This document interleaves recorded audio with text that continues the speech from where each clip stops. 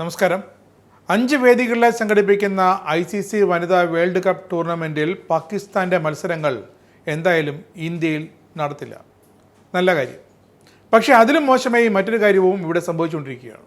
കേരളത്തിന് തന്നെ ആകെ നാണക്കേടുണ്ടാക്കിക്കൊണ്ട് വനിതാ വേൾഡ് കപ്പ് ക്രിക്കറ്റ് മത്സരങ്ങൾക്ക് ഇത്തവണയും തിരുവനന്തപുരത്തെ ഏറെ പ്രശസ്തമായിരുന്ന കാര്യവട്ടം ഗ്രീൻഫീൽഡ് സ്റ്റേഡിയം വേദിയാകില്ല. നേരത്തെ BCCI സമർപ്പിച്ച പ്രാഥമിക പട്ടികയിൽ സ്റ്റേഡിയത്തിൽ മത്സരം നടത്തുന്നതിനുള്ള എല്ലാ ഒരുക്കങ്ങൾക്കുമായി പട്ടികയിൽ സ്റ്റേഡിയം ഇടം പിടിച്ചിരുന്നു.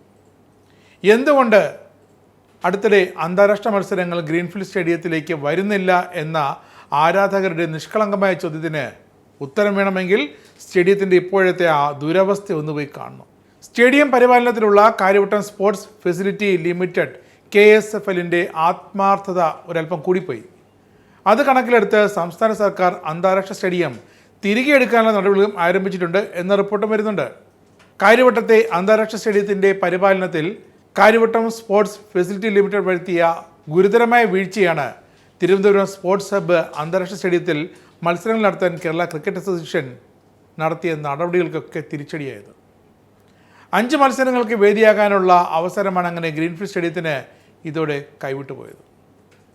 സ്റ്റേഡിയത്തിലെ പുൽമൈതാനം അന്താരാഷ്ട്ര നിലവാരത്തിൽ കേരള ക്രിക്കറ്റ് അസോസിയേഷനാണ് പരിപാലിക്കുന്നത്. എന്നാൽ ആ സ്റ്റേഡിയത്തിൻ്റെ കെട്ടിട സമുച്ചയം ഉൾപ്പെടെയുള്ളവയുടെ പരിപാലനം KCIക്കല്ല, KSFLനാണ്. ഇതിൽ വലിയ വീഴ്ച വരുത്തിയതാണ് വേദി കേരളത്തിൽ നഷ്ടപ്പെടാൻ കാരണം. അന്താരാഷ്ട്ര മത്സരങ്ങൾക്ക് സ്റ്റേഡിയം വേദിയാകാൻ വേണ്ടി കേരള ക്രിക്കറ്റ് അസോസിയേഷൻ 2017 മുതൽ നിർമ്മാണ പ്രവർത്തനങ്ങൾ ഇവിടെ നടത്തുന്നുണ്ടെങ്കിലും KCI മുടക്കിയ തുക വകവച്ച് നൽകാൻ KCFL തയ്യാറായിട്ടില്ല. അതുകൊണ്ട് തന്നെ അവർ അറ്റകുറ്റപ്പണിയിൽ നിന്നും പിന്മാറുകയായിരുന്നു. വനിതാ ലോകകപ്പിനനുബന്ധിച്ച് സർക്കാരുമായി കൂടിയാലോചിച്ച് 18 കോടി രൂപ മുടക്കി LED ലൈറ്റ് സംവിധാനം സജ്ജമാക്കി വരുന്നതിനിടെയാണ് മറ്റ് സംവിധാനങ്ങളുടെ പോരായ്മ കാരണം BCCI കാര്യവട്ടം ഹബിനെ തള്ളിക്കളഞ്ഞത്. കഴിഞ്ഞ ദിവസം സ്റ്റേഡിയത്തിൻ്റെ ഗ്യാലറിയുടെ മേൽക്കൂര വരെ നശിച്ചുപോയി. ഇതിനിടെ കളിക്കളം സംരക്ഷിക്കാനുള്ള സർക്കാർ ഉത്തരവ് വിരുദ്ധമായി മൈതാനം സംരക്ഷിക്കാനുള്ള KCI നിർദ്ദേശങ്ങൾ പാലിക്കാതെയും KSFL അധികൃതർ സിനിമാ ഷൂട്ടിങ്ങിന് ഗ്രൗണ്ട് വിട്ടു നൽകുകയും ചെയ്തു. ഇതോടെ പുൽമൈതാനം ഒന്നുകൂടി നശിച്ചു. സർക്കാർ അടിയന്തരമായി ഇടപെട്ട് സ്റ്റേഡിയം തിരിച്ചെടുത്തില്ലെങ്കിൽ അന്താരാഷ്ട്ര മത്സരങ്ങൾ നടത്തുന്നുള്ള അംഗീകാരം സ്റ്റേഡിയത്തിന് എന്നേക്കുമായി നഷ്ടപ്പെടുമെന്ന ഭയത്തിലാണ് ഇപ്പോൾ KCI.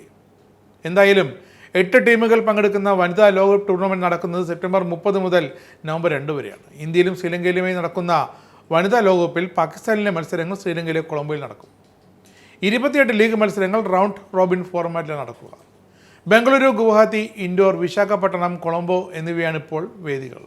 ഇതിൽ നിന്നുമാണ് തിരുവനന്തപുരം അപ്രത്യക്ഷമായത്. ബംഗളൂരു ചിന്നസ്വാമി സ്റ്റേഡിയത്തിൽ ഇന്ത്യൻ വനിതാ ടീമിൻ്റെ മത്സരത്തോടെയാകും ടൂർണമെൻറ്റിന് തുടക്കമാകുക. എതിരാളികൾ ഇതുവരെ തീരുമാനമായിട്ടില്ല. പാകിസ്ഥാൻ്റെ യോഗ്യത അനുസരിച്ച് നോക്കൌട്ട് മത്സരങ്ങളുടെ വേദിയും പ്രഖ്യാപിക്കും. ഒക്ടോബർ 29-നും 30-നുമാണ് സെമി ഫൈനലുകൾ. നവംബർ 2-ന് ഒന്നുകിൽ കൊളംബോ അല്ലെങ്കിൽ ബംഗളൂരു അവിടെ ഫൈനൽ ഇറങ്ങും. ഇന്ത്യക്കൊപ്പം നിലവിലെ ചാമ്പ്യന്മാരായ ഓസ്ട്രേലിയ, ഇംഗ്ലണ്ട്, ദക്ഷിണാഫ്രിക്ക, ന്യൂസിലൻഡ്, ശ്രീലങ്ക, ബംഗ്ലാദേശ്, പാകിസ്ഥാൻ എന്നീ ടീമുകളും ടൂർണമെൻറ്റിൽ പങ്കെടുക്കുന്നുണ്ട്.